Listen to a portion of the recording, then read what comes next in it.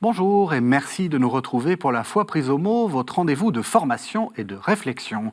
Cette semaine, je vous propose de compléter nos émissions d'introduction aux grands théologiens contemporains en évoquant la haute figure de Karl Barth. Théologien réformé suisse, il fut en dialogue avec les grands théologiens catholiques allemands du XXe siècle qui le citent régulièrement. Karl Rahner, Hans-Urs von Balthasar et Joseph Ratzinger. Quoi de plus normal puisqu'il fut l'un des grands animateurs du mouvement écuménique. Mais il fut aussi l'auteur d'une monumentale Kirchliche Dogmatik, une dogmatique ecclésiale ou dogmatique pour l'Église, une œuvre majeure pour la théologie actuelle. Deux invités vont nous permettre d'entrer dans cette théologie si importante. Christophe Chalamet, bonsoir. Bonsoir. Vous êtes professeur de théologie à la faculté de théologie de l'Université de Genève. Et Anthony Feneuil, bonsoir. Bonsoir. Vous êtes maître de conférences en théologie à l'Université de Lorraine, à Metz. Alors, on va partir dans la pensée de Karl Barth, évidemment, mais peut-être qu'il faut aussi se poser la question de sa vie. Christophe Chalamet, qui est Karl Barth ? Karl Barth est d'abord un réformé, donc dans la tradition calvinienne, zwinglienne, suisse-allemand, né à Bâle en 1886. Il y mourra d'ailleurs en 1968, donc une existence assez longue, marquée donc par l'enseignement de la théologie pendant 5 décennies, voire un peu plus, dans diverses universités allemandes, et puis ensuite à Bâle à partir de 1935. Donc voilà, une longue existence au service de la théologie. Est-ce qu'il se passe quelque chose pendant cette longue existence ? Est-ce que la vie d'un professeur d'université est pleine de rebondissements ? Je ne sais pas ce qu'il en est de la vôtre, mais est-ce que celle de Karl Barth, il se passe des choses passionnantes ou pas ? Alors, je crois que pour quelqu'un qui naît à la date à laquelle est né Karl Barth et qui meurt quand il est mort, il se passe forcément des choses, je veux dire, pas seulement dans la vie d'un prof d'université, mais tous ceux qui sont nés et qui ont vécu cette période ont dû traverser les changements évidemment les plus importants, les événements les plus importants du XXe siècle. Karl Barth, il en a connu 2 qui ont eu une importance décisive pour lui. D'abord la Première Guerre mondiale, qu'il n'a pas fait lui-même puisqu'il était suisse, mais dans laquelle il a été, par laquelle il a été touché et au cours de laquelle il s'est trouvé investi, comme toute l'Europe à ce moment-là, et qui a profondément, non pas la guerre directement, mais les répercussions de la guerre ont profondément modifié sa conception de la théologie. Et puis ensuite, évidemment, puisqu'il était en Allemagne à la fin des années 20, au début des années 30, le nazisme qui a été un bouleversement aussi politique pour lui très important. Alors justement, on va tout de suite parler du nazisme, parce que c'est aussi une question importante. Peut-être qu'on reviendra après sur sa formation, mais c'est vraiment la question centrale. Effectivement, il est contemporain de Heidegger, dont on sait qu'il s'est beaucoup compromis avec le nazisme. Alors lui, il est suisse, il est très proche, enfin il enseigne aussi en Allemagne. Qu'est-ce qu'il fait ? D'abord, il repère une montée de ces mouvements nationalistes germano-centrés dans les années 20, parce qu'il enseigne à Göttingen à partir de 1921, et donc il voit cette poussée du nationalisme, même parmi ses collègues. Il a un collègue éminent théologien qu'il respecte beaucoup, Emmanuel Hirsch, mais il y a des clashs énormes dans la cuisine de collègues le soir, lors de débats informels. Voilà. Donc il voit cette montée-là. Il en parle très très peu dans ses écrits. Donc il va se reprocher lui-même de ne pas avoir pris position plus nettement, plus ouvertement vis-à-vis de ses étudiants sur ces points-là, sur ces questions politiques. Il est complètement concentré sur une refondation de la dogmatique chrétienne, la dogmatique protestante, et donc il perd de vue un tout petit peu. Il n'est pas allemand, et donc il a aussi un peu cette hésitation à prendre la parole dans un contexte où il peut tout de suite, il peut y avoir une sorte de répercussion, un retour de balancier très fort s'il s'exprime trop directement sur ces questions-là. Il va devenir allemand dans la deuxième moitié des années 20. Mais donc, en 1933, quand Hitler accède au pouvoir, le 30 janvier 1933, c'est un jour anodin pour Karl Barth, qui écrit à sa mère en disant, voilà, il y a Hitler qui a été nommé, qui est élu, qui est parvenu au pouvoir. Donc, évidemment, il n'a pas conscience de tout ce qui va arriver. Il faut pas non plus. Voilà. Mais alors, il va quand même prendre position clairement. En juin 1933, il écrit un petit pamphlet, un petit manifeste, qui dénonce toute collusion, on va dire, de l'Église protestante avec l'idéologie nazie. Donc très très nettement, dès juin 1933, il envoie un exemplaire de ce pamphlet à Adolf Hitler, avec une lettre. Donc voilà, il dit tout de suite, attention, notre existence théologique est en danger. Nous risquons de perdre notre lien à l'Écriture. Je crois que ça, c'est vraiment ce qui a été très important pour Karl Barth. Sa hantise, on pourrait dire, tout au long de sa vie, je crois. Et déjà, ça commence, pour ça j'insistais sur l'importance de la Première Guerre mondiale, déjà avant même le nazisme. Sa hantise, ça a été la compromission de la théologie avec les pouvoirs sociaux du temps. Hein. C'est-à-dire, ce qui a fait marquer son premier tournant en théologie, c'est de voir ses maîtres en théologie soutenir le militarisme allemand de la Première Guerre mondiale. C'est ça qui lui a fait écrire, c'est ce qu'il raconte en tout cas, c'est ça qui lui a fait écrire son premier grand livre, qui est l'Épître aux Romains. Et finalement, pour le nazisme, il s'est passé à peu près la même chose, c'est-à-dire il a été effrayé de voir que la théologie protestante, y compris, c'était un peu d'ailleurs, ça a dû être très difficile pour lui, y compris le propre courant, disons, à l'origine duquel il était, ce qu'on va appeler la théologie dialectique dans l'Allemagne des années 20, certains de ses représentants ont pu se laisser aller à soutenir, avec des arguments théologiques, le nationalisme allemand de l'époque. Et Karl Barth, il est toujours dans cette position un peu paradoxale d'avoir à se prononcer sur les événements du temps, mais pour extraire la théologie, pour éviter toute compromission de la théologie avec ses dérives qui consistent à utiliser la théologie pour justifier des dominations sociales, mais alors, politiques. Parce qu'on parle de Karl Barth, mais ce qui est intéressant avec Karl Barth, c'est qu'il y a aussi une réflexion très importante de sa part sur qu'est-ce que c'est que la théologie. Je vous pose la question, est-ce que justement le rôle d'un théologien, c'est d'intervenir dans le temps? Est-ce que c'est dans l'actualité, pour vous? Sans doute, sans doute. Alors Karl Barth a beaucoup réfléchi sur ces questions, du rapport entre le théologien qui médite la parole, qui étudie l'écriture et qui essaye de rendre compte de l'évangile aujourd'hui, et ensuite l'engagement politique. Il faut savoir que autour de la Première Guerre mondiale, ou un peu avant déjà, il est pasteur en Argovie, en Suisse allemande, à partir de 1911, il va s'investir dans le mouvement dit des chrétiens sociaux, du christianisme social. Il va être très très investi là-dedans pendant pas mal d'années. Il va garder d'ailleurs une fibre socialiste tout au long de son existence. Donc là, il a participé d'un mouvement où l'engagement politique est tout à fait décisif, c'est-à-dire qu'on est là pour participer à la construction du royaume, à l'avènement même du royaume. Karl Barth va ensuite, à partir de la fin de la Première Guerre mondiale, se démarquer de ces mouvements-là pour dire « le royaume, c'est Dieu qui le fait advenir. Que ton règne vienne. » Et ce n'est pas l'être humain qui collabore à cette advenue du royaume. Donc il va se démarquer de cet engagement politique aussi net, aussi fort, ce qui ne veut pas dire qu'il va renoncer à cette responsabilité politique du chrétien, de la chrétienne et de l'Église comme communauté. Même question, c'est important de s'engager. Vous vous engagez, vous? Tout l'enjeu, justement, tout l'enjeu pour le théologien ou la théologienne aujourd'hui, c'est sur le comment de l'engagement. Et la manière dont Barth s'est engagé, elle doit aussi nous faire réfléchir justement à ce qui se passe pendant la Première Guerre mondiale. C'est qu'effectivement, il est engagé d'abord plutôt du côté du socialisme chrétien, etc. L'écriture de l'Épître aux Romains, c'est un engagement. C'est-à-dire, il dit l'Épître aux Romains, c'est son commentaire de l'Épître aux Romains, son grand commentaire. Son premier livre, son premier livre majeur, voilà, qui fait une rupture dans sa théologie et dans la théologie en général. Mais ce qui est intéressant, c'est que justement, au moment où il décide de s'engager encore plus qu'avant, j'ai envie de dire, de rompre, d'opérer une rupture, sa rupture, elle passe par le commentaire d'un texte de Paul, et en plus d'un des textes évidemment les plus compliqués de Paul, en plus les plus commentés, etc. Donc elle passe non pas par un engagement dans le monde et dans la politique avec les termes du monde et de la politique actuelle, mais elle passe par un détour. C'est-à-dire faire le détour par la Bible, faire le détour par les concepts théologiques, y compris quand ils sont très compliqués. Dans le commentaire de l'Épître aux Romains, c'est le cas. Il y a des choses très compliquées.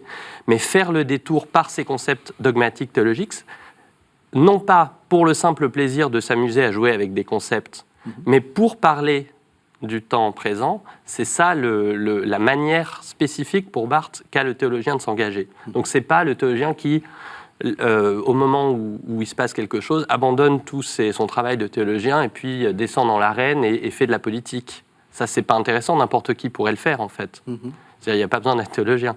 L'engagement théologique, c'est un engagement qui, à chaque fois, fait le détour passe par le commentaire biblique, en l'occurrence, et puis le travail dogmatique. Alors Christophe Chamet, c'est allé en passant, mais c'était important, vous avez dit qu'il était dans un grand mouvement de refondation de la théologie réformée. Alors, qu'est-ce qui se passe ?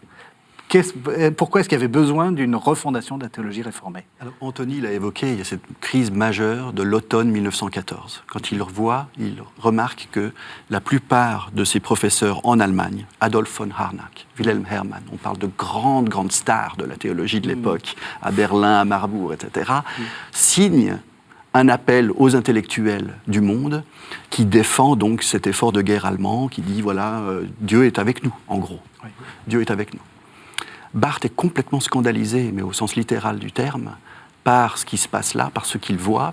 Donc on a toutes ces lettres qu'il va écrire à ses anciens maîtres, dans lesquelles il décrit son effarement.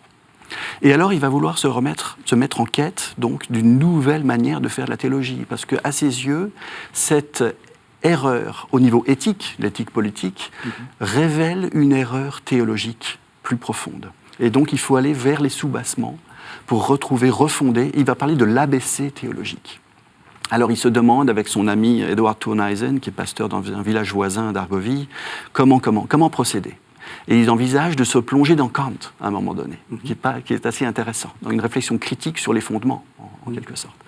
Et puis ça va être l'épître aux Romains qui va se mettre à lire, à prendre des notes abondantes, qui va donner cette épître, donc on ne l'a pas encore datée, c'est 1919, en fait fin 18, peu importe.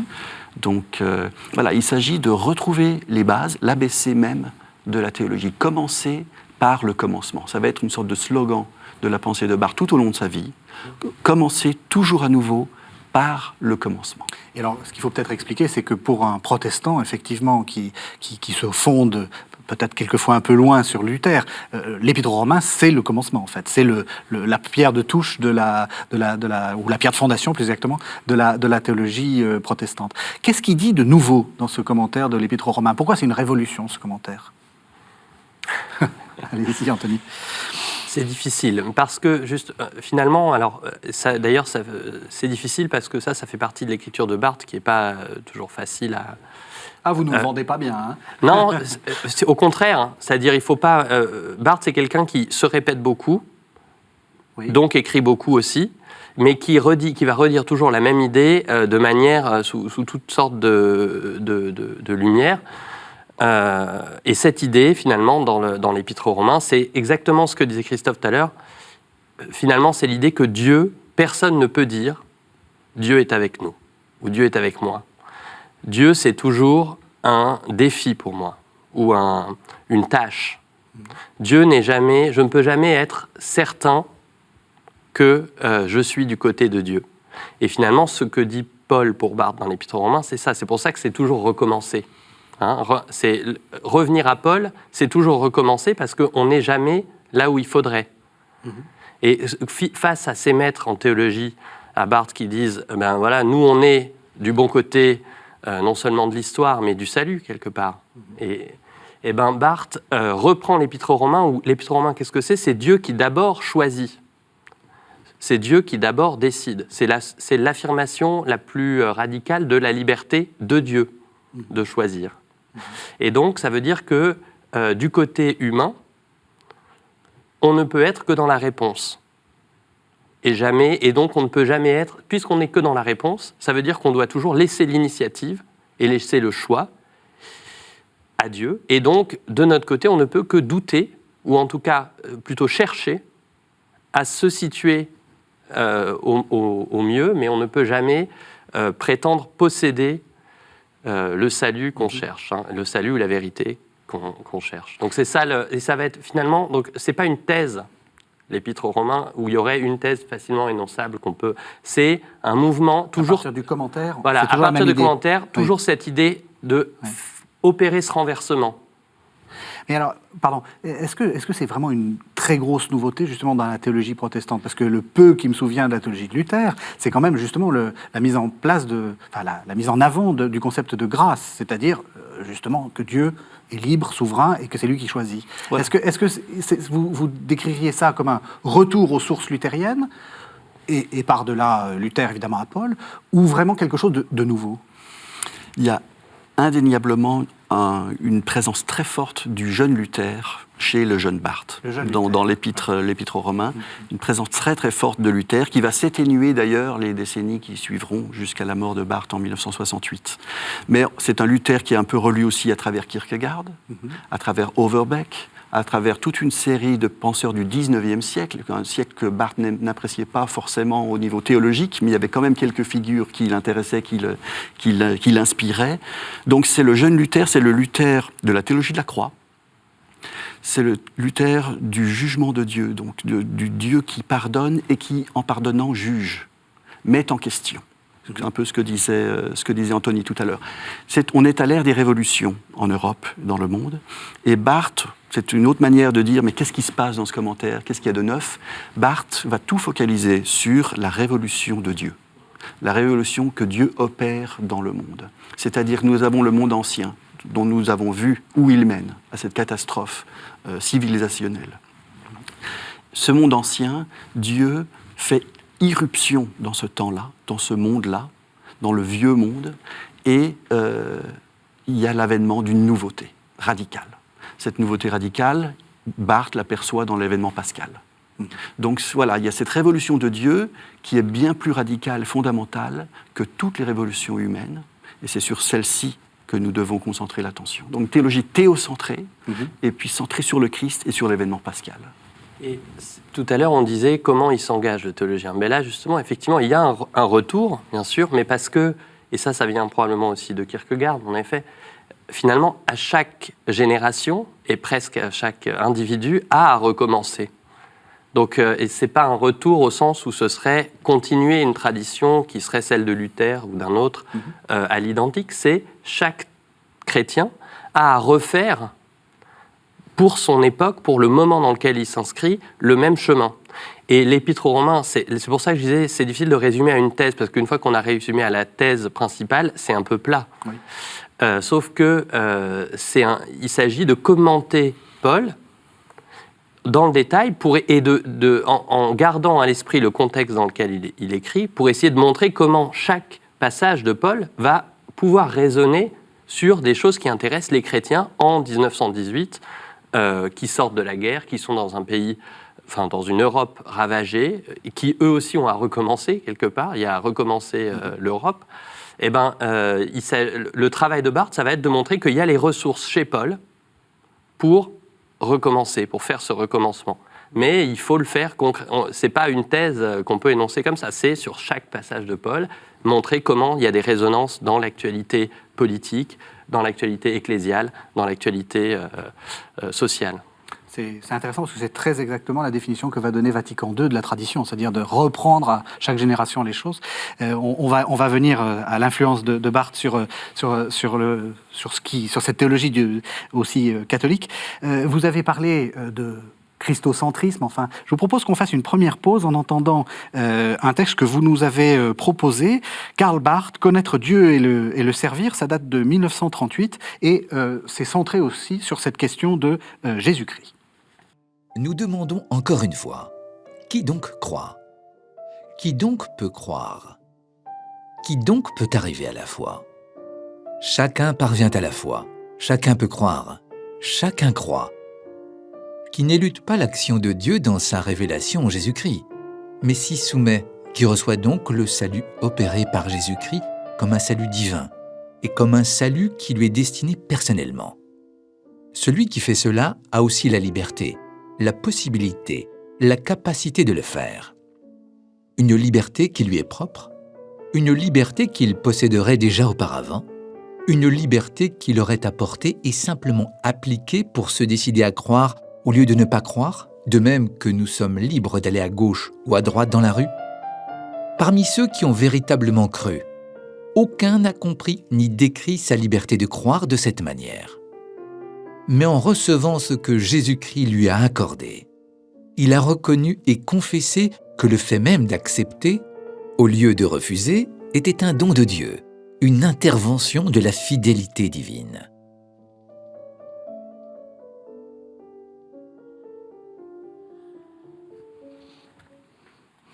Alors Christophe Chalamet, comment est-ce que vous lisez ce texte ? Il y a beaucoup de choses à dire. On peut mettre l'accent peut-être sur la fin, sur cette idée que Karl Barth veut mettre en évidence, qu'il n'y a pas de capacité intrinsèque à l'être humain à la foi, à croire, mais que tout dans la foi est don. La capacité même de croire est don, est donnée. Donc on retrouve un peu l'idée qu'on évoquait tout à l'heure de cette priorité aussi de la décision de Dieu vis-à-vis de l'être humain, qui ne peut que répondre, reconnaître. Donc la foi est reconnaissance. Elle est connaissance, Barth tient beaucoup à cet aspect-là, mais elle est reconnaissance, Erkenntnis. Ça pose quand même une difficulté, c'est-à-dire, est-ce qu'il y a une responsabilité humaine ? Si tout est donné et si tout est... J'allais dire, quel est notre travail ? Oui. Eh bien, il y a quand même une sorte de consentement de l'être humain qui est véritablement un consentement de l'être humain. Pour Karl Barth. Il va le mettre en évidence de manière plus nette dans les travaux ultérieurs de la Kirchliche dogmatique, sur laquelle on va revenir tout à l'heure, peut-être. Voilà. Donc, il y a vraiment un oui de l'être humain. Mais ce oui de l'être humain est suscité par le oui de Dieu, qui le précède. Donc, on a toujours... Enfin, il y a toujours quelqu'un qui est responsable de notre, ou qui est cause de notre existence, de notre pensée, de notre... Voilà, et il n'y a pas de compétition entre l'action de Dieu et l'action de l'être humain, vu qu'ils ne se situent pas du tout sur le même plan. Il y a une différence qualitative infinie entre les plans de Dieu, le plan de l'être humain, qui fait qu'il ne peut pas y avoir de clash et d'annulation d'une responsabilité de l'un par rapport à l'autre. J'ai toujours envie de renvoyer la question quand on... Parce que c'est vrai que c'est une question qui, une fois qu'on a dit que Dieu a l'initiative, on pose toujours la question, mais alors qu'est-ce qui reste à l'humain ? Est-ce qu'il est responsable, etc.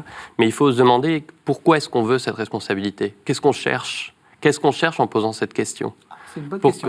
Ouais. Pourquoi est-ce qu'on veut absolument que l'humain soit responsable, etc. Oui, il y a une volonté de pouvoir. Il y a quelque chose, en tout cas je ne réponds pas, mais il faut toujours renvoyer la question aussi. Qu'est-ce qu'il y a derrière cette question ? Pourquoi est-ce qu'on veut à tout prix que ce soit l'humain qui soit responsable et non pas Dieu ?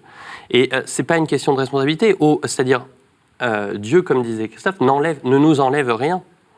Nos relations restent absolument ce qu'elles sont.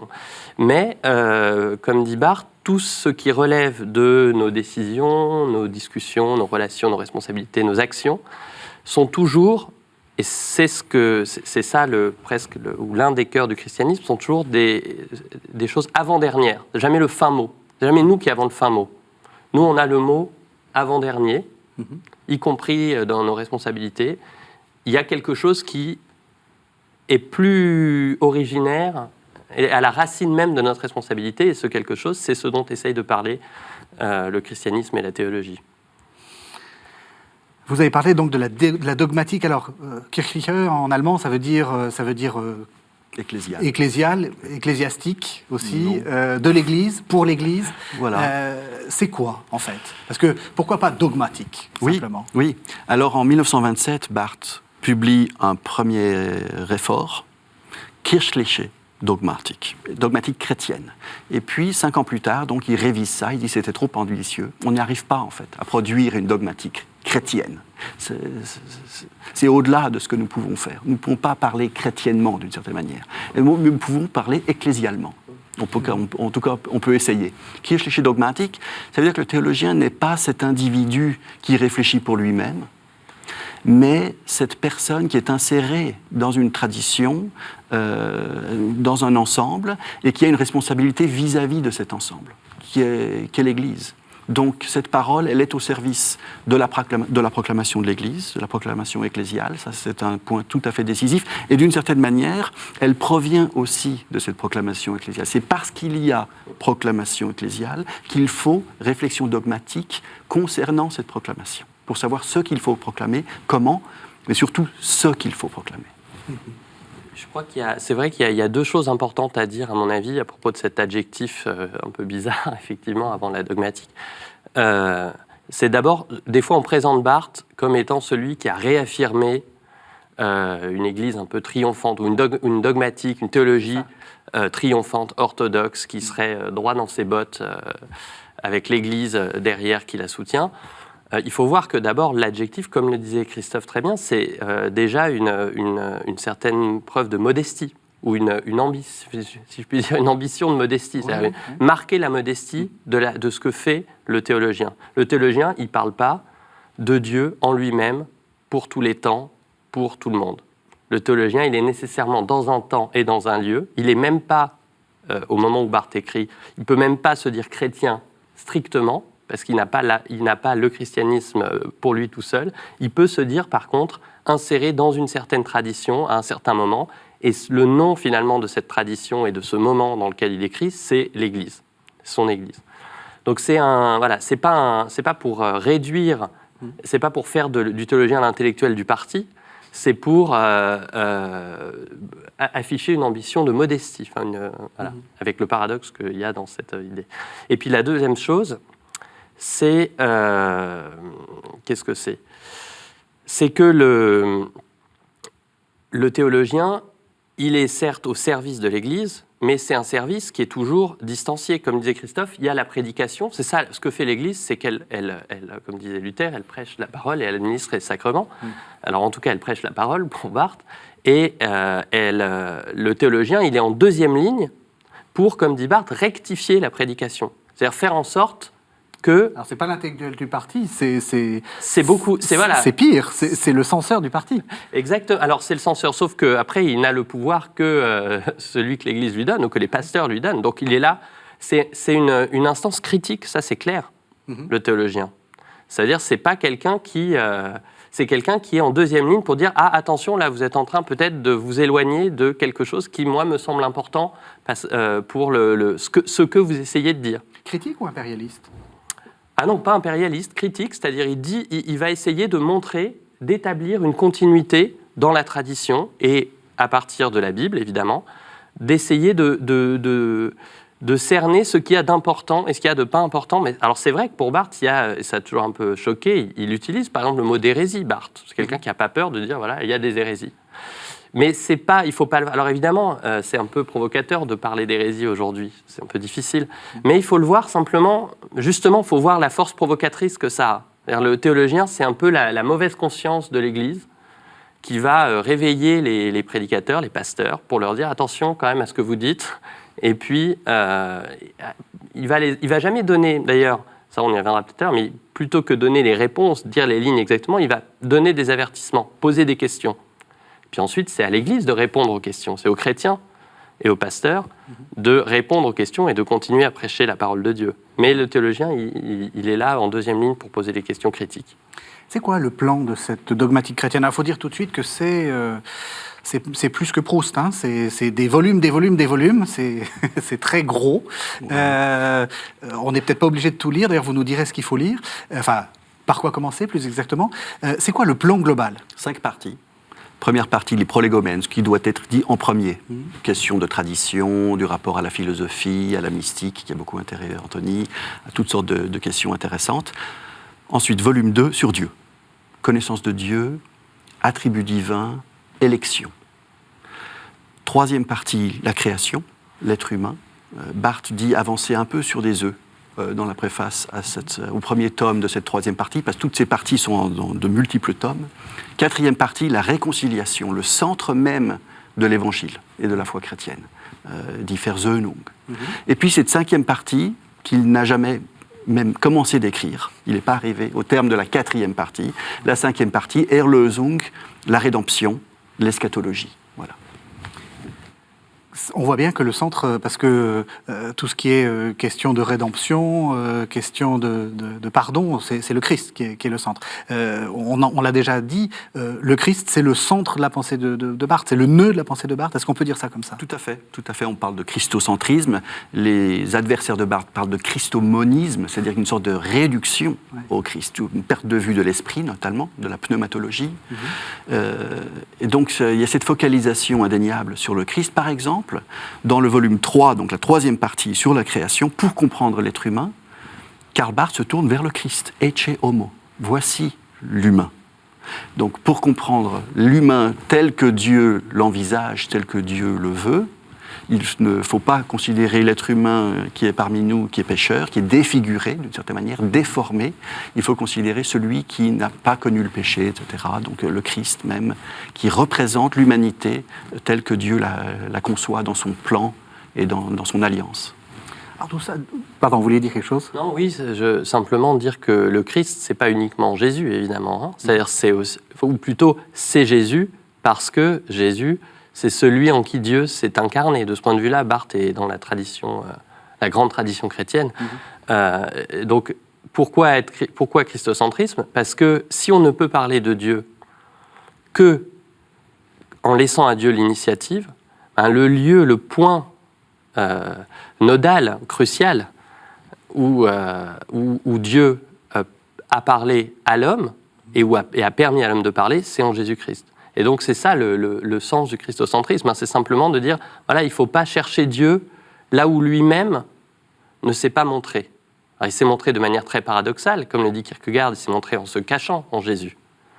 Mais c'est là, et donc du coup ça va relancer la liberté humaine d'interprétation, de compréhension. Il s'est montré en se cachant, mais il s'est montré, dans l'Épître aux Romains, il insiste très fort sur la croix, il s'est montré dans la croix, et après il va élargir, si on peut dire, sa réflexion, il s'est montré dans l'individu Jésus-Christ. Le centre, c'est la croix. Vous parlez comme Barth, ça tombe bien. On va entendre un deuxième texte issu de la dogmatique de Göttingen. Donc c'est un texte qui est avant la fameuse dogmatique ecclésiale, qui date donc de 1924-1925. Une critique de la raison n'est pas en elle-même une analogie de la croix du Christ. Les abîmes de notre ignorance ne sont pas en elles-mêmes les profondeurs de Dieu. Ce n'est pas parce que l'esprit humain se désespère que le Saint-Esprit est présent.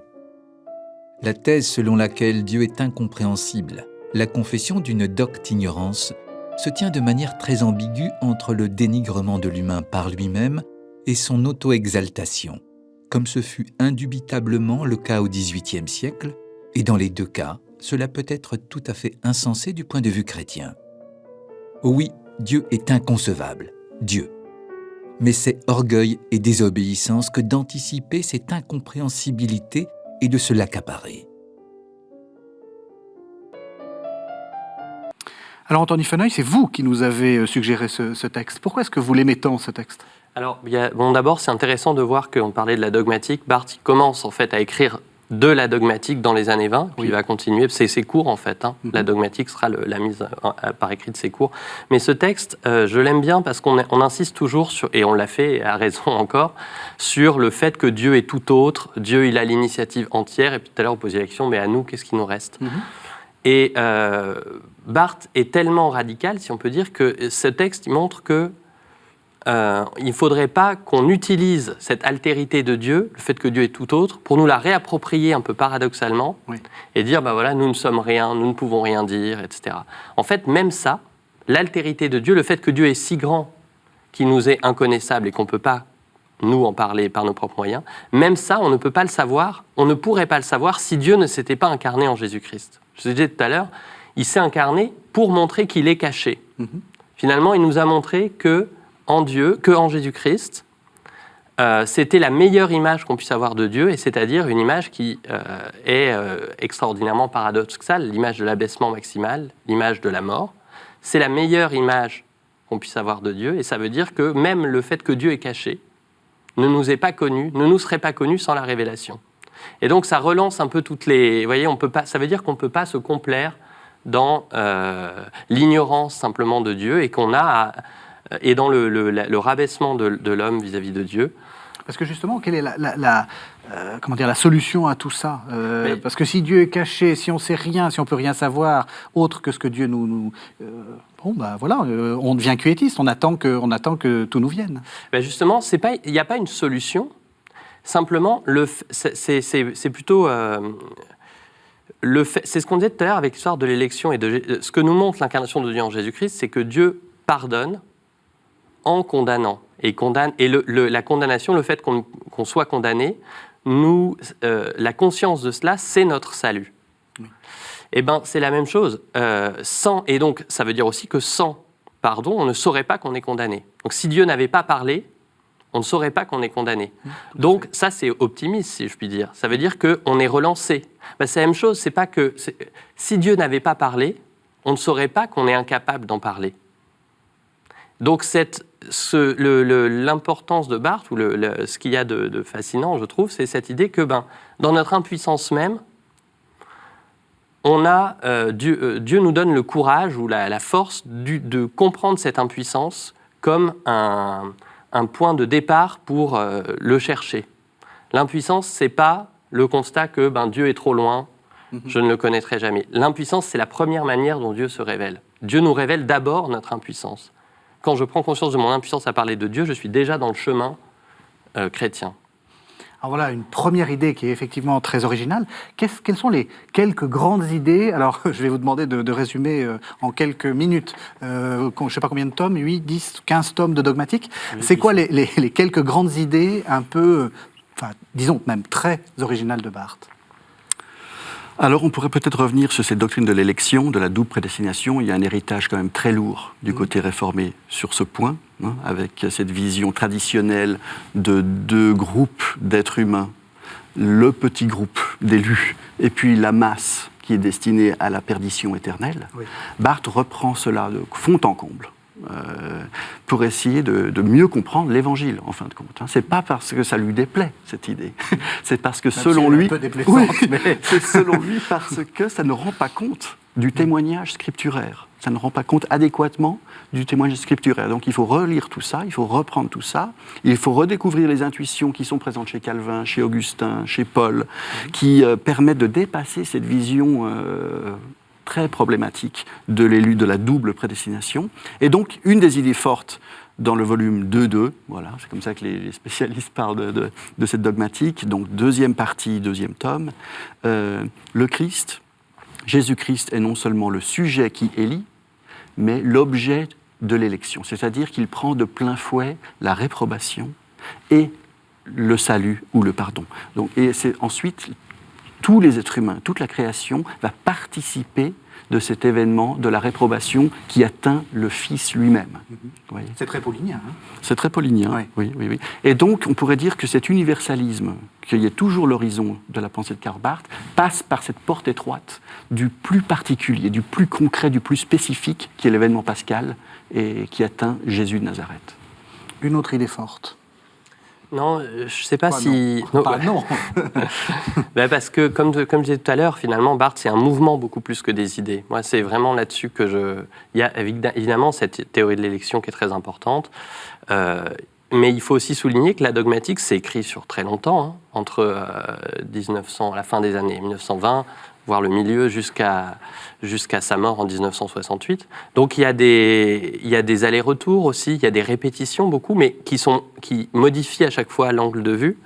Donc il faut insister là-dessus aussi, je crois. Ce que disait aussi Christophe, l'idée de la création, l'idée de considérer la création.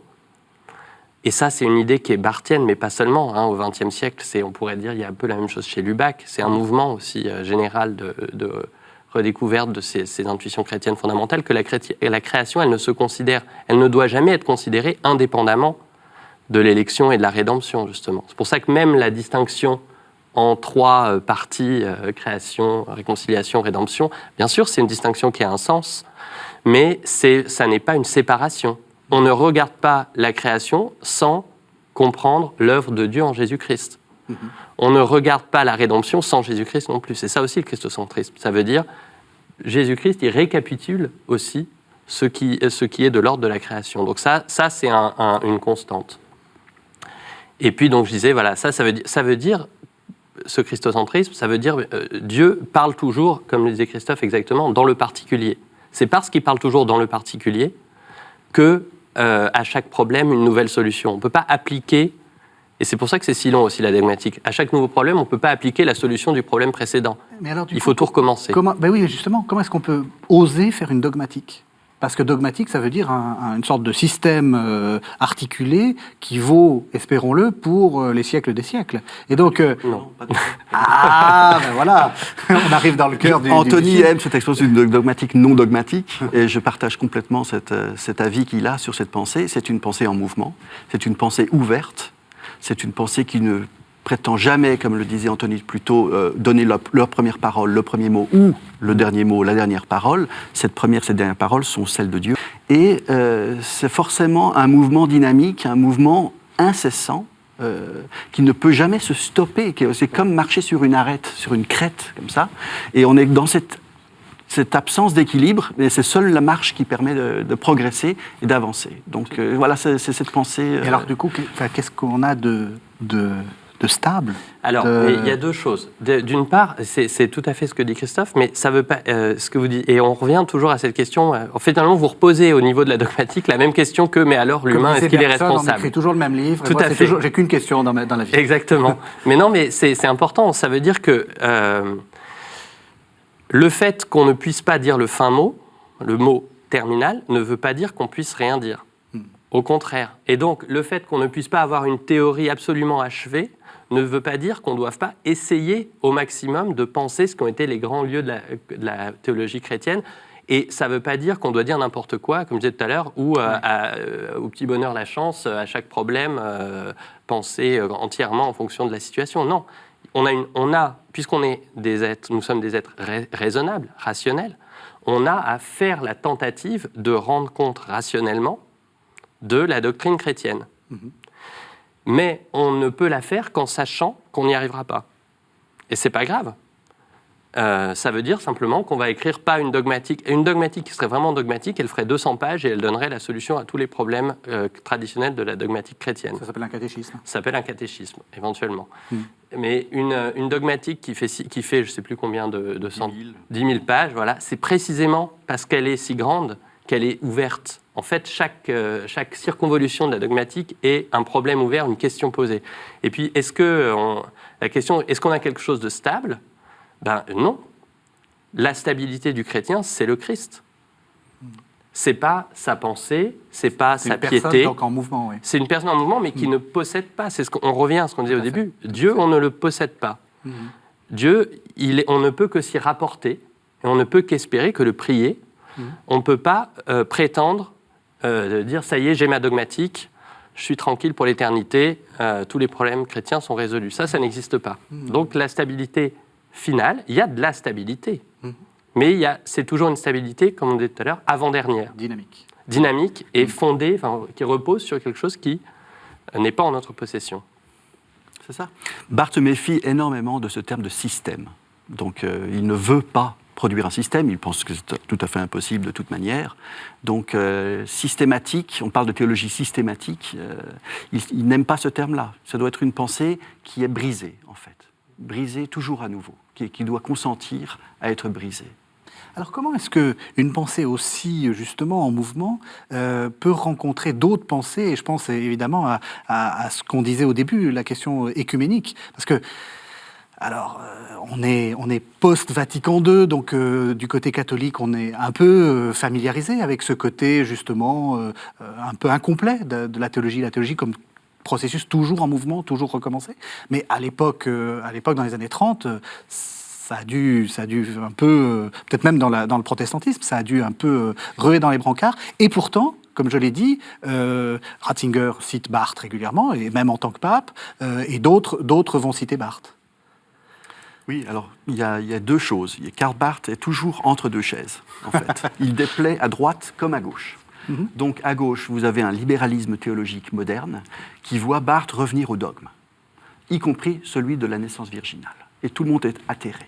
Si je puis me permettre, pour un catholique, c'est plutôt rassurant. Oui, et alors là, vous avez une sorte de convergence possible avec ce renouveau quand même de cette nouvelle théologie catholique dans les années 20, surtout dans les années 30, avec Congar et les autres.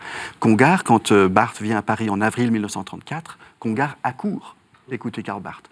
Weisser-Tuft, le grand leader du mouvement œcuménique au XXe siècle, parle dans ses mémoires de Congar qui était là, qui buvait chaque parole que Barth prononçait au printemps 1934. Congar ensuite invite Karl Barth à Juvisy, au couvent des Dominicains, etc. Il y a des échanges très intéressants. Bref, vous avez donc une gauche théologique qui se méfie d'un retour au dogmatisme et à une sorte de scolastique. Et puis vous avez une droite théologique qui trouve que quand même tout ça c'est beaucoup trop instable, comme on le disait tout à l'heure, c'est beaucoup trop en mouvement, ça va pas, on n'a pas les certitudes dont on a besoin, ça va brouiller les fidèles, les lecteurs. Tout ce discours sur la grâce de Dieu qui est en même temps le jugement divin, ça va être source de confusion et on ne peut pas imaginer, ça c'est Harnack qui va dire ça à Barth, que les fidèles doivent être une sorte de héros de la foi comme le sont Kierkegaard ou Luther. Les gens dans nos communautés, doivent pouvoir entendre un message beaucoup plus simple, beaucoup plus limpide que cet entrechoc de paradoxes, de contradictions. Allez-y, je crois que les catholiques n'ont pas pu faire l'impasse sur Barth. C'est-à-dire quand on lit Barth, c'est une pensée tellement puissante à cause de ça, à cause du fait que c'est à la fois une pensée qui reprend tout au début, qui en même temps reprend tout au début en reprenant les mots de la tradition, les mots de la Bible, etc. Et donc, quand on lit Barth, on ne peut pas passer à côté et dire faisons comme si ça n'existait pas et pensons sans Barth. Donc l'œcuménisme, il s'est fait, la discussion œcuménique entre Barth et les catholiques, elle s'est faite, j'ai envie de dire, par la force des choses.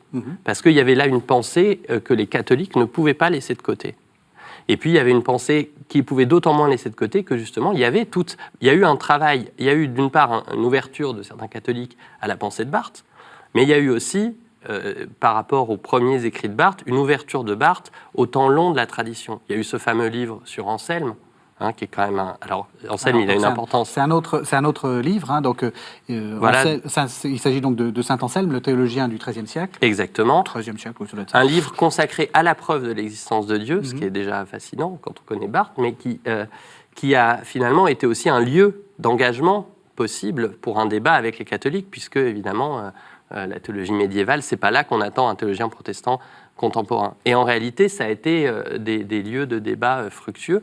Et effectivement, ce qui est difficile à savoir, c'est qu'est-ce qui est dans la manière dont les catholiques se sont appropriés Barth, c'est qu'est-ce qui relève de Barth, qu'est-ce qui relève de l'esprit de la théologie au XXe siècle. Mais c'est clair que, disons, on ne pouvait pas éviter Barth parce qu'on ne pouvait pas éviter quelqu'un qui, à ce point, prenait en compte toutes les nouveautés de la modernité. Barth, c'est un lecteur on le disait tout à l'heure, de Kant, de Hegel, de Nietzsche, de Kierkegaard. Donc de tout ce qui a été destructeur, si on veut, ou qui a pu sembler destructeur pour la tradition théologique chrétienne. Et en même temps, c'est quelqu'un qui, armé de toute cette connaissance, de toutes ces lectures, va reprendre le temps long de la tradition. Donc c'était pain béni, si je puis dire, pour les catholiques aussi, qui ne pouvaient pas faire abstraction de lui.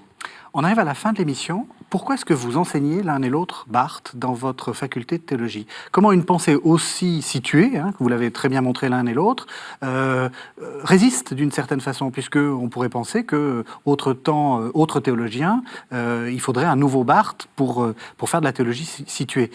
Qu'est-ce qu'il nous dit actuellement ? Il nous pointe en direction de l'Évangile. Donc c'est quelqu'un qui voulait penser l'Évangile en vue de son annonce. Et c'est pour ça qu'il me semble encore très intéressant, très pertinent. En fait, il a son avenir devant lui, Karl Barth. Pas mal de gens l'ont dit, même lors des cérémonies peu après sa mort. Cet homme-là a l'avenir devant lui. J'en suis convaincu. Parce qu'il y a cette force d'une pensée en mouvement, mais qui est en même temps orientée vers le cœur même de l'Évangile. Donc voilà, pour moi, c'est là qu'il nous rappelle cette exigence, cette exigence d'une théologie qui est centrée sur son objet, sur son thème. Et vous, puisque vous enseignez dans une faculté catholique, donc quand vous avez dit je vais faire du Barth, on vous a pas dit oulala. Non, mais justement, moi, ce que j'aime faire partager en faisant cours sur Barth, c'est cet émerveillement que personnellement j'ai ressenti quand je l'ai lu, et qui, au-delà justement, quand on commence à rentrer dans le détail, dans le concret des textes, on ne peut pas ne pas, à mon avis, être fasciné par la puissance de cette pensée, d'une part, et on ne peut pas non plus ne pas avoir envie c'est ça, on le dit souvent des grands auteurs, mais on ne peut pas être barthien. Donc on ne peut pas être barthien sans reprendre soi-même, sans refaire soi-même le chemin. Donc c'est ce qu'on essaie de faire aux étudiants, c'est de leur faire à la fois donner accès aux grands textes de la tradition, et Barth pour le XXe siècle. On ne peut pas dire que ce ne soit pas un grand texte. Et en même temps, de les bousculer suffisamment pour qu'ils aient envie de se déplacer un petit peu, et puis de voir, aujourd'hui, puisque Barth était tellement situé, aujourd'hui on est situé sans doute autrement, Et alors, comment est-ce qu'on relie l'Évangile pour se situer aujourd'hui et non plus dans les années 20 ou dans les années 30 ou 40. Alors vous avez l'un et l'autre, montré la pertinence du métier de théologien. Peut-être qu'il y a des téléspectateurs qui ont envie de devenir théologien. Et comme on est mi-juin, c'est le moment de commencer à réfléchir à ce qu'on va faire en septembre. Qu'est-ce que l'Université de Genève propose ? Est-ce que vous acceptez que nos téléspectateurs viennent chez vous ? Bien sûr, bien sûr. On propose donc une palette complète de la formation théologique, avec aussi des éléments des sciences des religions, qui sont complémentaires. Et donc voilà, un cursus qui met un accent assez fort sur l'apprentissage des langues pour lire le texte biblique dans l'original, hébreu, grec, et puis toutes les disciplines habituelles de la théologie, histoire, éthique, systématique, philosophie, théologie pratique également. Tout ça à distance ou en présence. Donc il y a cette formule flexible. Question qu'on pose souvent, est-ce que vous acceptez des catholiques ? Est-ce qu'un Bien sûr. catholique se sentira pas rejeté ? Est-ce que c'est pas... Je Non. suis désolé, hein, mais Oui, c'est une oui. question que... Non. On est une Je vous poserai la faculté- même question, Anthony Feneuil. On est une faculté de théologie protestante, mais ouverte. Il ne faudrait même pas dire mais. On est une faculté qui a des enseignants catholiques en son sein et qui n'ont pas besoin de devenir protestants, de cesser d'être catholiques pour enseigner dans notre institution. Et vous, Anthony Feneuil, qu'est-ce qui se passe à Metz ? Alors, nous, on est dans une situation un peu plus spécifique, puisqu'on était historiquement un département de théologie catholique, mais depuis quelques années, nous sommes la seule licence d'État en théologie en France qui est sans affiliation confessionnelle. C'est-à-dire qu'en fait, on propose une licence de théologie tout court, donc un bac+3, dans laquelle vous avez donc de la théologie chrétienne, et puis de la théologie musulmane notamment, et aussi des études sur le judaïsme. Ça veut dire qu'on a une formation qui est en fait pluriconfessionnelle, si on veut, c'est-à-dire qu'elle permet d'aborder des questions théologiques de manière transversale et de l'exégèse, non seulement de la Bible, mais aussi du Coran, des Bibles, mais aussi du Coran, de manière transversale dans la formation. Même question, on peut y aller, on est obligé de vivre à Metz ou Alors, pas ? On n'est pas obligé de vivre à Metz. Il y a une formation, la formation est disponible à distance. On peut venir à Metz, c'est une très belle ville. De toute façon, dans la formation à distance, il y a des moments de regroupement, mais la formation est disponible en ligne. Merci à tous les deux. Merci de nous avoir fait découvrir Barth. Merci de nous avoir suivis. Vous savez que vous pouvez retrouver cette émission sur le site internet de la chaîne www.ktotv.com. On se retrouve la semaine prochaine.